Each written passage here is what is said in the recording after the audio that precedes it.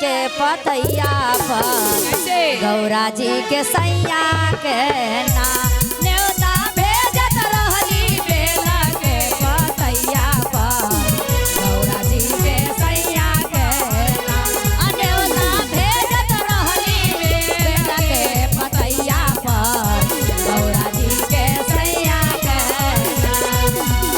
क्या बात है दीदी, ताली बजा के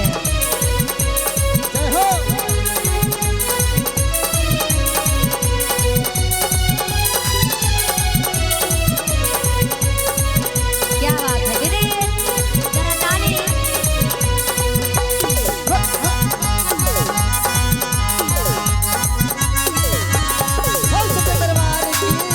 जय।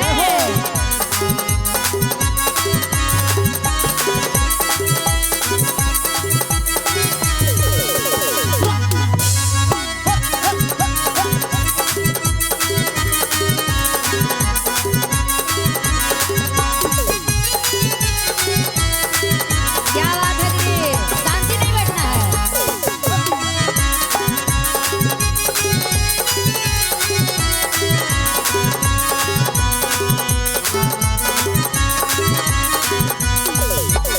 तो और क्या है, एक ओरा लिख ली रामे राम, एक ओरा लिख ली राधे श्याम, एक ओरा लिख ली रामे राम, एक ओरा लिख ली राधे श्याम, एक ओरा लिख देली नौ दुर्गा मैया के आ गौरा जी के सैया के ना, एक ओरा लिख देली नौ दुर्गा मैया के गौरा जी के सैया के ना।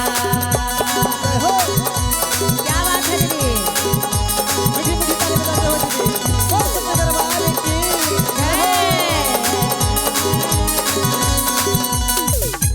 क्या बात है, आगे आइए ना दीदी, आप आगे पीछे का है।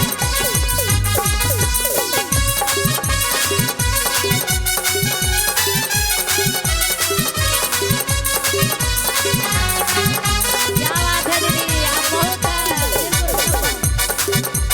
एक ओरा लिख ले राधे सा